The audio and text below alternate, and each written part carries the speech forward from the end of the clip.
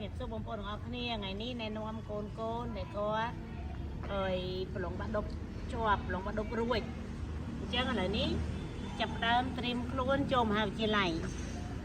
hai chân chân hai con ngọc này này nông con ái nơi con ca vi ship màn năm hai ở trong phơi chân pia mồm tơ muốn nó còn ជំរាបសួរពុកម៉ែបងប្អូនគ្នាខ្ញុំឈ្មោះសែតភុយមុំខ្ញុំបានប្រឡងចាប់ទី12ជាប់នីតិទេហើយថ្ងៃអនាគតខ្ញុំចង់ធ្វើជារដ្ឋបាលសាធារណៈហើយខ្ញុំមកម្ដុលរយៈពេល10ឆ្នាំ ជំរាបសួរពុកម៉ែបងប្អូនទាំងអស់គ្នាជំរាបសួរម៉ាក់ខ្ញុំឈ្មោះសិតលីនសាអាយុ17ឆ្នាំហើយខ្ញុំបានប្រឡងបាក់ឌុបជាប់នីតិសេហើយនៅថ្ងៃអនាគតខ្ញុំចង់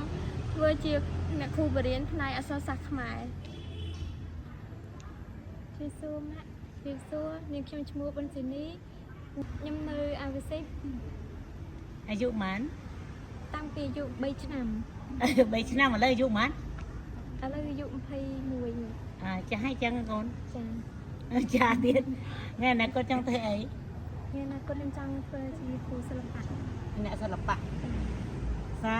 ជំរាបសួរពុកម៉ែបងប្អូនទាំងអស់គ្នាជំរាបសួរម៉ាក់ខ្ញុំឈ្មោះសែមរក្សាស្ថិតមកស្នាក់នៅក្នុងមណ្ឌលអាវិសិបចំនួន11ខែហើយថ្ងៃអនាគតខ្ញុំចង់ក្លាយជាប៉ូលីស ប៉ូលីស ជំរាបសួរបងប្អូនខ្ញុំឈ្មោះវ៉ាន់វ៉ាសនា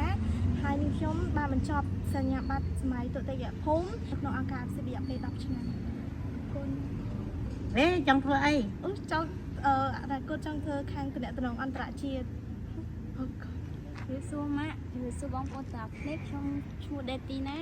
មានអាយុ20ឆ្នាំមកពីខេត្តកោះកុងថ្ងៃអនាគតខ្ញុំចង់ក្លាយជាមេធាវី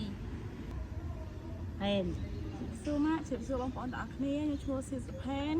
អាយុ20ឆ្នាំហើយខ្ញុំបានរស់នៅក្នុងអង្គការបានរយៈពេល8ឆ្នាំហើយក៏ត្រៀមខ្លួនបន្តការសិក្សានៅសាកលវិទ្យាល័យផ្នែក Graphic Design ធំមកនិយាយរួមចាំដល់ពេលមកតាមវិទូយដល់ពេលឥឡូវធំចឹងចង់រៀបភ្ញាក់បើខ្លួនឯងដែរដល់ពេលមើលសក់សមិនអូខេហ្មងនិយាយរួមគឺគាត់ម្នាក់ខិតខំមែនតើបើថាគាត់ពិបាកប៉ុណ្ណាក៏ដែរគឺគាត់ខិតខំឲ្យខ្ញុំប្រសើរមែនតើមិនថាគាត់ពិបាកប៉ុណ្ណាគាត់នៅតែបន្តក្តីសម័យរបស់គាត់វិញរបស់គាត់ថែអ្វីដែលសំខាន់ឥឡូវនេះយើងចូលដល់មហាវិទ្យាល័យអញ្ចឹងអ្វីដែលខ្ញុំសង្ឃឹមកូនទៅថ្ងៃអនាគតគឺគាត់ចាប់យកក្តីសម័យរបស់គាត់ទៅឲ្យបានដូចខ្ញុំតែងនិយាយអញ្ចឹងអង្គការជួយ50មិនដែរ50គឺជានៅលើស្ថិតនៅលើខ្លួនគាត់បើគាត់ជាក្មេងល្អហើយគាត់នៅតែខំប្រឹងអានឹងអនាគតគឺនៅក្នុងដៃរបស់គាត់ទាំងអស់